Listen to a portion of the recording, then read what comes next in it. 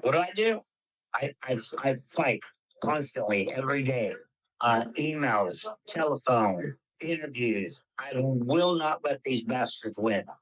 That was Joe Exotic, born Joseph Maldonado Passage, and is widely known from the Netflix docuseries Tiger King. He is currently serving a 21-year prison sentence. Despite his incarceration, Joe continues to make headlines, including announcing his candidacy for the 2024 U.S. presidential election from prison. Welcome to the Iron Mind Podcast. Join me, Josh Brumley, as we explore the minds of those who forged their paths through legal battles, business triumphs, and creative conquests. We uncover the stories behind their iron wills and innovative minds. Get ready for thought-provoking conversations, practical insights, and actionable advice.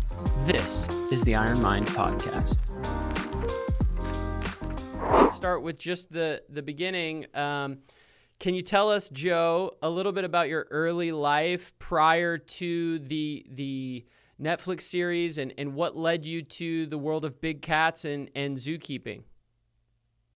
Well, I was born in Garden City, Kansas, and grew up there in Centennial, Wyoming. My mom and dad were farmers most of my life, and then they got into cattle ranching and horse racing. And that's what got us to Texas to start with. And I graduated high school in '82 at Pilot Point. Uh, went and through the police academy in Texoma, there in Prospero, Texas, and was a police chief at the age of 19. Oh, wow. Yeah, and I don't know what the show really portrayed or what it really told, but I struggled with being gay in the '80s, and had an issue with my dad one night.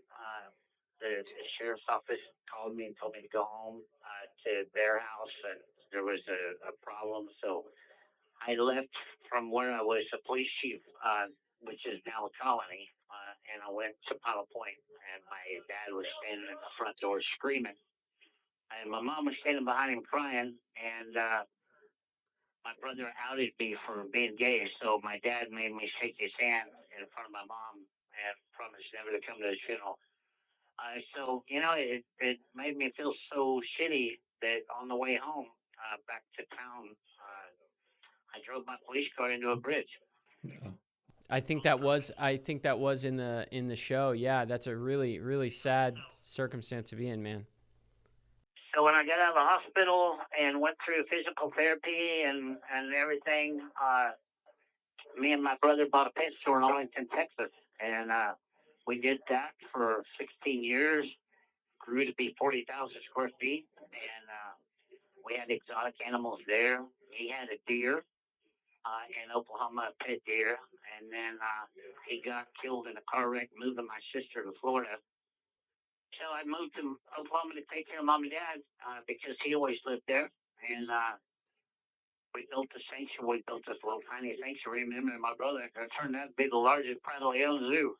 And I never even seen a tiger in my life until I rescued my very first tiger. At Ardmore, Oklahoma, the sheriff's office called me to come rescue two tigers, a mountain lion, and a black leopard out of their backyard.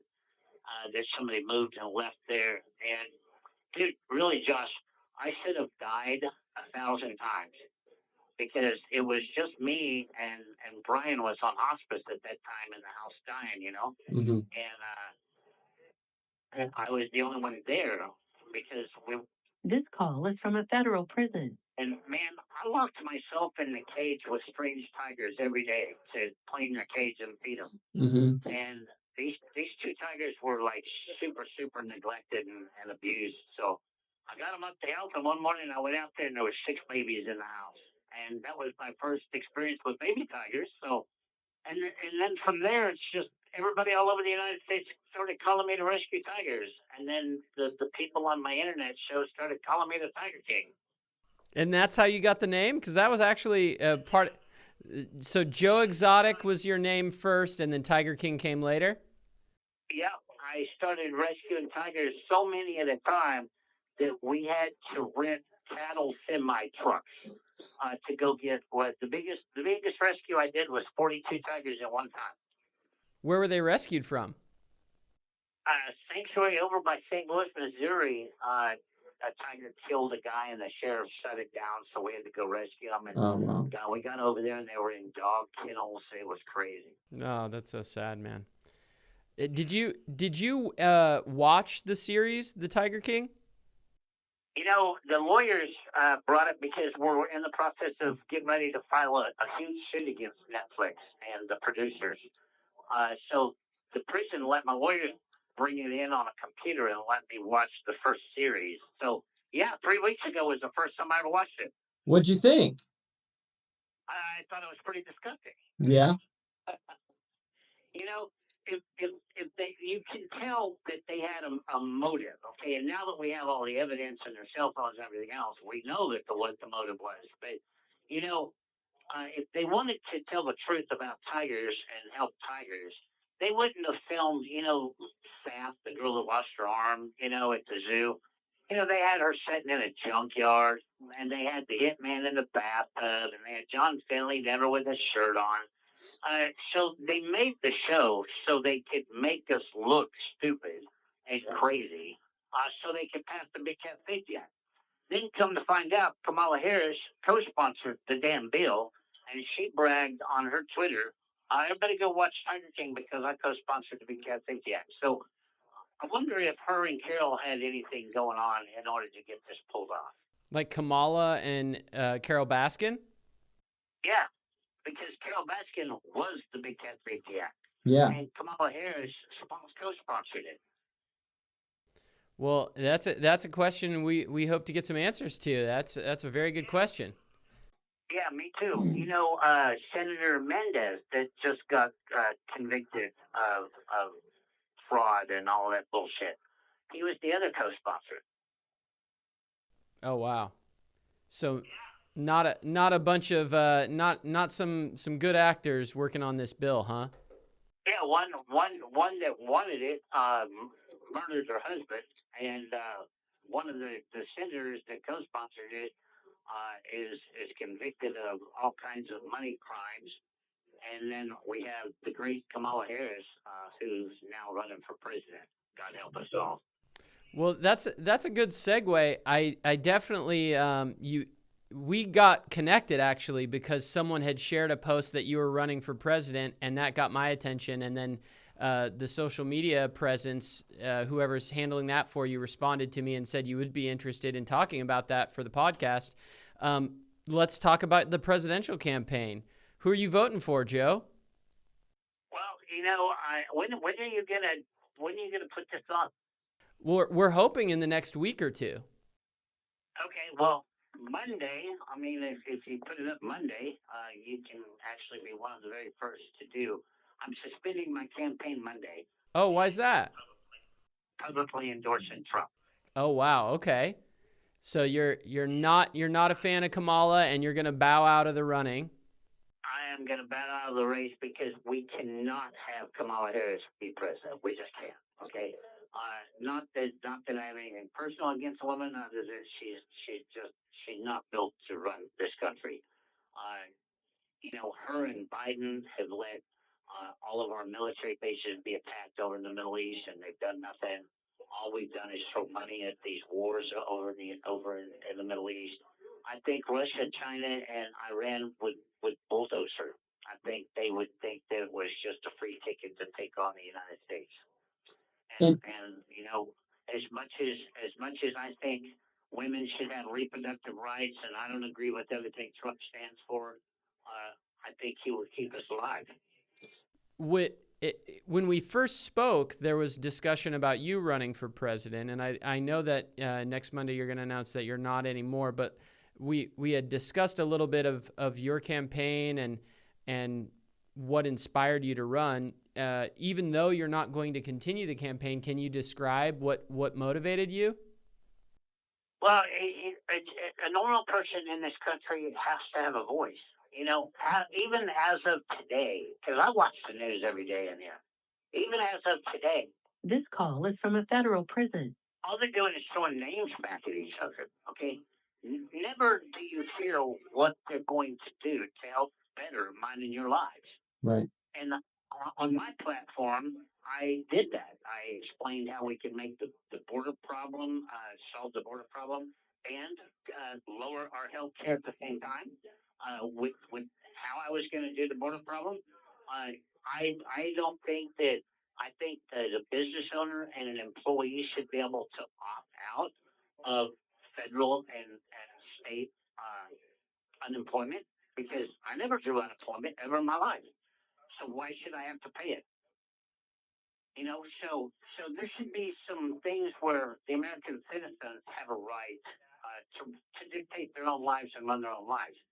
I don't want to pay Social Security because it's my responsibility when I get old to pay my own bills. And Social Security is not going to be there when I get there anyway. So why should I pay it? There should be a whole lot of stuff changed in this country to benefit the rights of the people. Our Constitution needs to be changed. Every federal judge and every federal prosecutor should be elected every 4 years. If the president has to be, why does a judge get a full-time, lifetime job? That's what's wrong with this system. And now President Trump sees that because he has 94 felony indictments and 34 felony convictions. Okay, so now he knows what the American citizen goes up against. And so your position is that he would be a better president than anyone else. Absolutely. And if you get on right now, if you get on a website called isidewith.com and you take the political quiz, I promise you I will come up at least 60% that you should vote for me. isidewith.com? Yes, sir. Awesome. Well, we'll put that link in the podcast so people understand that maybe they're not as different from you as they think. Yeah, you're exactly right. Most people that have wrote me letters that have took that quiz come up 70 and 80%. Yeah, it's pretty crazy. How do you feel about President Biden? I never liked the dude to start with. I think I'm going to be shocked if he makes it till January. If his health doesn't deteriorate or they make him resign.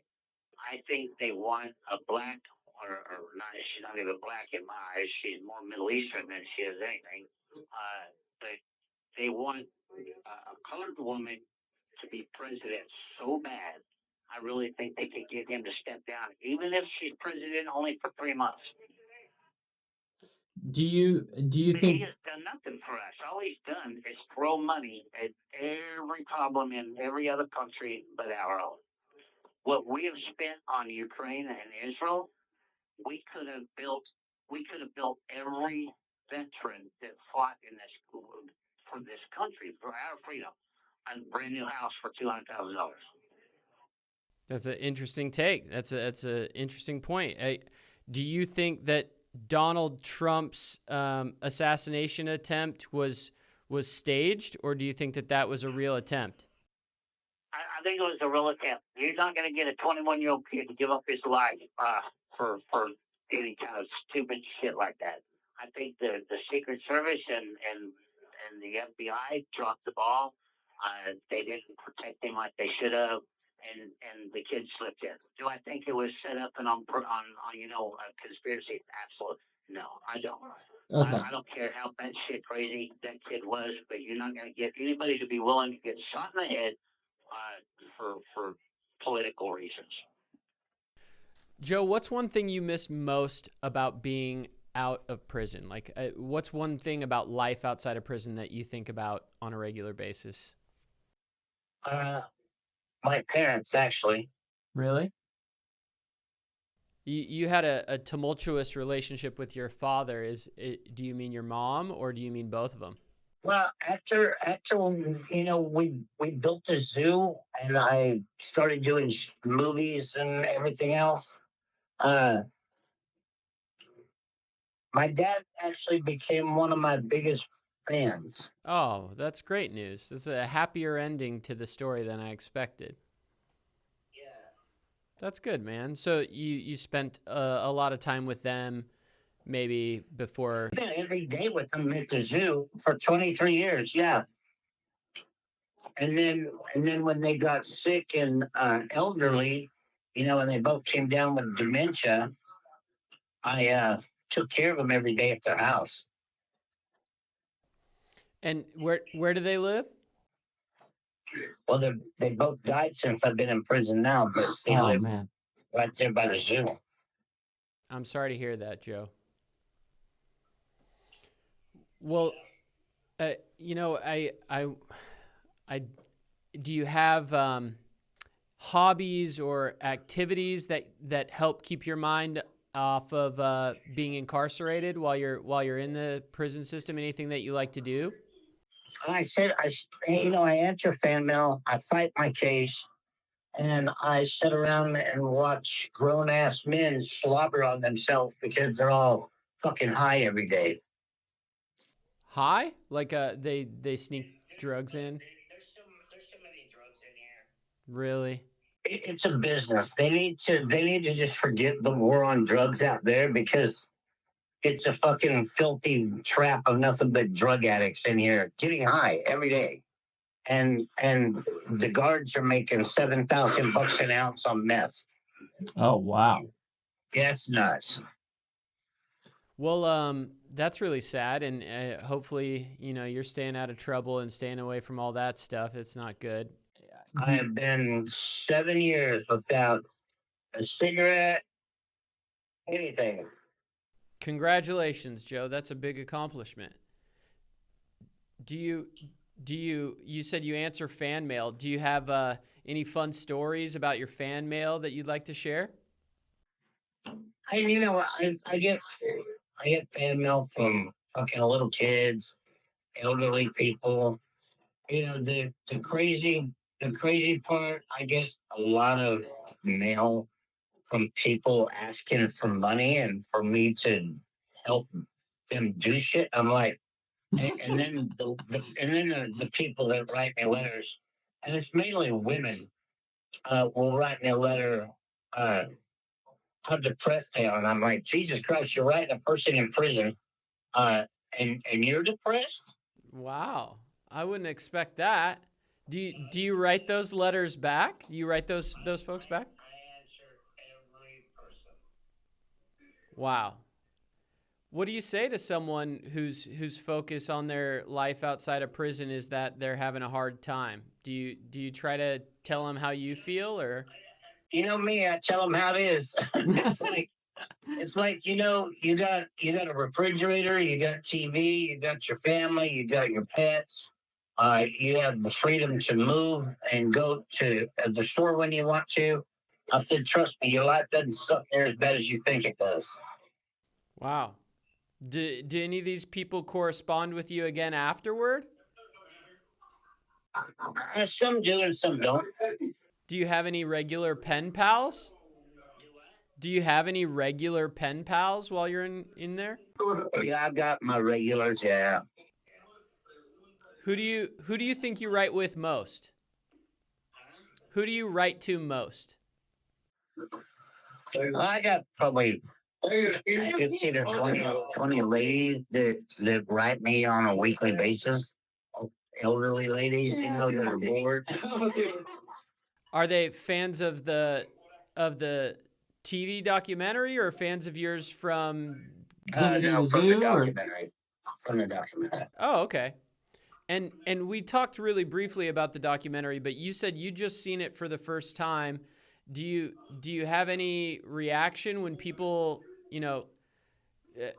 when they say that they didn't know about you until the documentary? You mentioned that you didn't like how you were portrayed in the documentary. Do you feel like people have a bad understanding of who you are if they only know you from the documentary? I don't think that they got the true story because, like I said in other interviews this week, we now have video and phone recording proof that Eric Good with the Royal Good Productions who produced it, paid people, to talk shit and go with his agenda. And then if they would have wanted to tell a true story to begin with, they wouldn't have had Saf sitting in a chair in a junkyard, Yeah. and they wouldn't have had John without a shirt on the whole time, and they wouldn't have had Alan Glover sitting in a bathtub. They made it look as stupid as they could. Do you have any plans to, like, once you're released, write a book or continue telling your story outside of custody? Well, I've already wrote one book, but no, I'm not going to do it in a book. I'm going to do it in a movie. Oh, okay. I'm gonna come back with a true story. Have you talked with anyone about doing that movie? I actually have, the film crew that I used to have that did all of my shows for the internet and everything. Yeah. I actually have them filming already. Oh, that's great. Do you have an expected date for a release about that movie? Well, we're waiting for me to get out to finish it. And if you're obviously, we're hoping for your appeal to get approved, but if you have to serve your entire term, what's your release date right now? Shit, man. If I don't win my appeal, my release date is not 2036. But these lawyers that I have right now, my appeal is looking really good. Tell us a little bit about your appeal. What's the basis for your appeal? What do you like to share about that for people who haven't followed the court side? Well, it's the new evidence with them admitting to perjury. Now that we have their cell phones, we have the text messages between them and the federal agents, where the federal agents knew that they were lying and helped them create this crime in order to put me in prison. We have all the text messages between Carol and Howard Baskin and James and Jeff. It's pretty substantial, and I have a lot of faith in the appellate court that this is going to change. Well, that's good, man. That's good. And I know that on your social media, you've been really vocal about the Prison Reform Act. Is that correct? Yeah. And President Biden just signed it, but unfortunately, it doesn't go in effect for another year. So there'll be another 50 or 75 people die between now and then. What are the substantial components of the Prison Reform Act that you were advocating for it to be signed because of?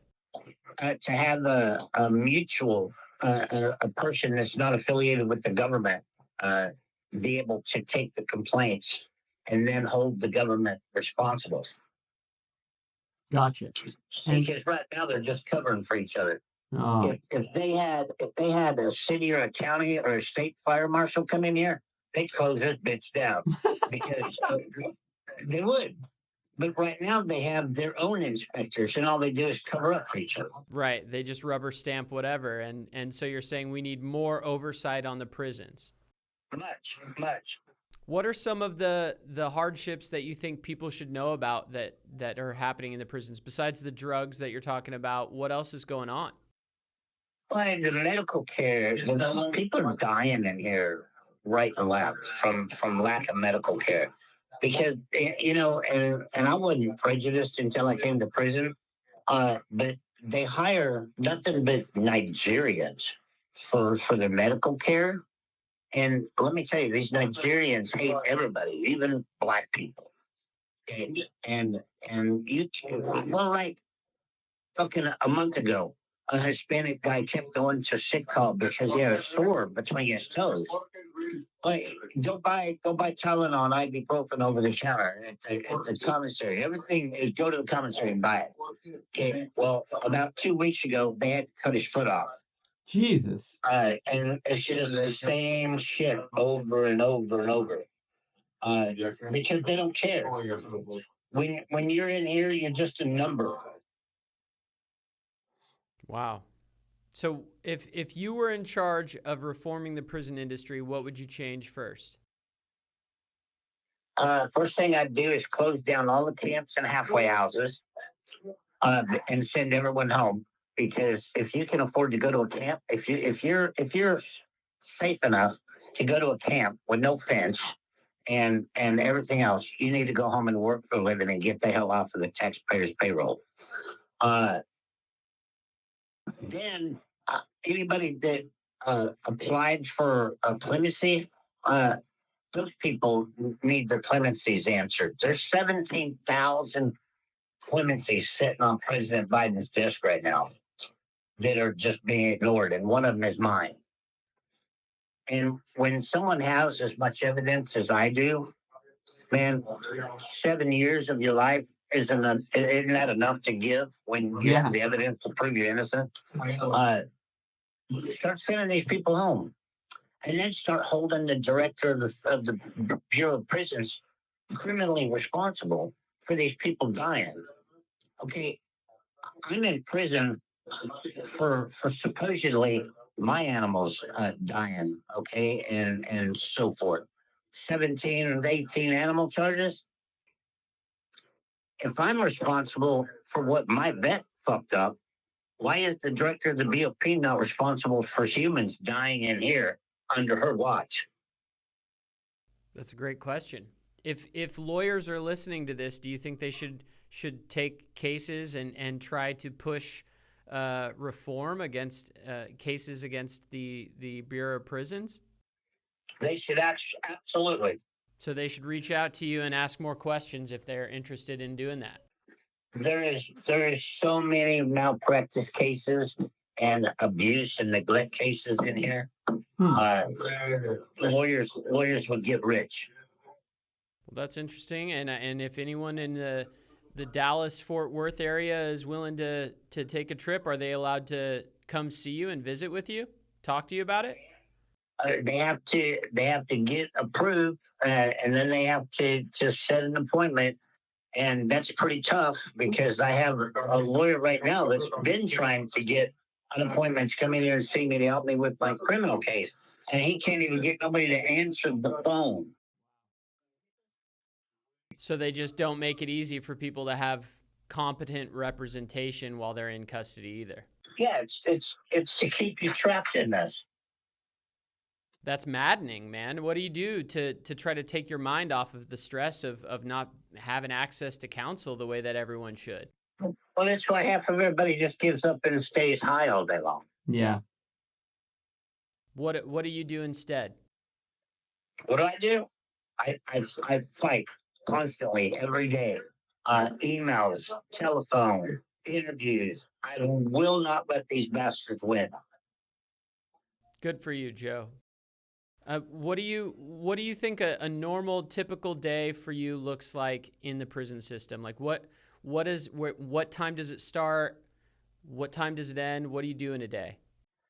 Get up at 7 o'clock, go to rec, walk the track, do 180, 200 push-ups, couple hundred jumping jacks, go play pool, watch TV, come back in at 10 o'clock for count, for chow. Go eat the most disgusting food that the government can actually pay for. It's crazy that we eat shit that the boxes say not for human consumption. And then after 12 o'clock, go back out to rec, play horseshoes, bocce ball, watch them play soccer and baseball till 4 o'clock. Come back in for count and go back and eat slop again.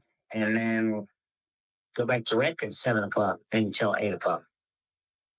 Talk to us about the food. What's on the menu?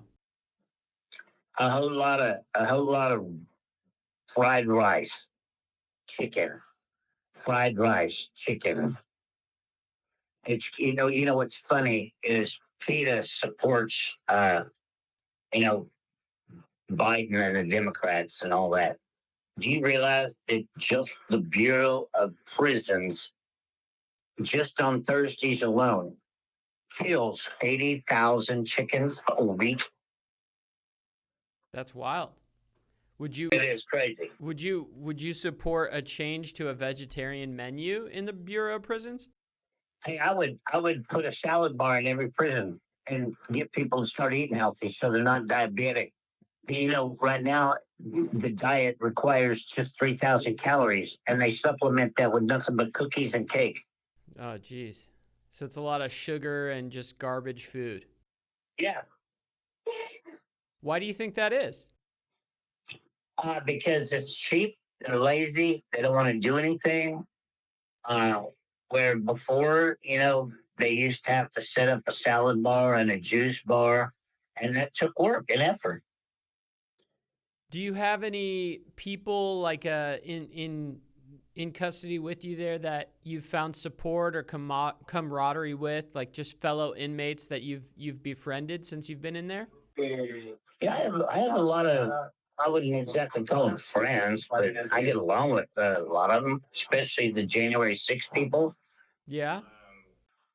I have some people that I hang out with that are from the cartel, in Mexico, and um, yeah, I mean, when I was fighting cancer in Butner, uh, North Carolina, uh, one of my main guys I hung out with was a bank robber with a 177-year sentence. Wow. Do you learn anything interesting from these people's stories, or do you not talk about the cases and you mostly just talk about?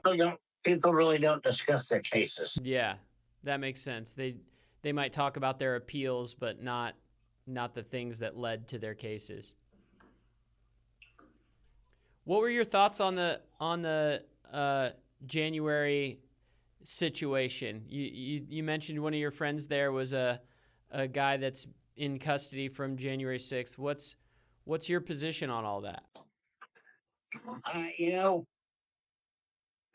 I find it kind of amusing that all of these people went to war for Donald Trump, and now they are sitting in prison, and he is the Speaker of the Republicans, and there are enough Republicans in Congress and the Senate right now that could change the living conditions in here if they want, but he would rather just call Kamala Harris names.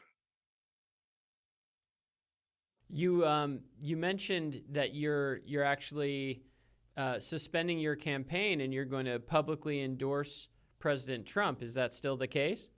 Yeah, because there's no way Kamala Harris can be president of the United States. And we survived. We survived because, look, her and Biden have done nothing but bow down to the attacks of our military bases and everything else the last 4 years. Then last night, what does he do? He gets Turkey and Germany and a couple other countries to swap 16 prisoners for 3 of ours. If I was an American citizen, I wouldn't even go to another country right now because you're going to get kidnapped and held for a prisoner swap. Wow. You think that it's just a lesser of two evils kind of discussion, basically, or are you a pro-Trump guy? Absolutely, it is. So you're not actually like a pro-Trump guy. You just think, well, he's a good businessman, and no other country is going to fuck with him. But he needs to get off of this train of if a woman wants to have an abortion, let her have a fucking abortion. They want to carry a gun, so let them have one of their big things. Trump is not really anti-gay like everybody calls him. The main problem with Trump is that some people don't like him is because he's pro-life, but he's pro-gun. So we got to meet in the middle and just let him have an abortion and carry a gun at the same time. Let's move on. Are you a pro-choice or a pro-life guy? You know what? Even on my website, it says, I'll let you have one or two mistakes, but if you make it a habit, you need to be spayed or neutered. Oh, wow. Yeah. Because don't go have 5 abortions because you're too lazy to strap one on or take a pill, a birth control pill.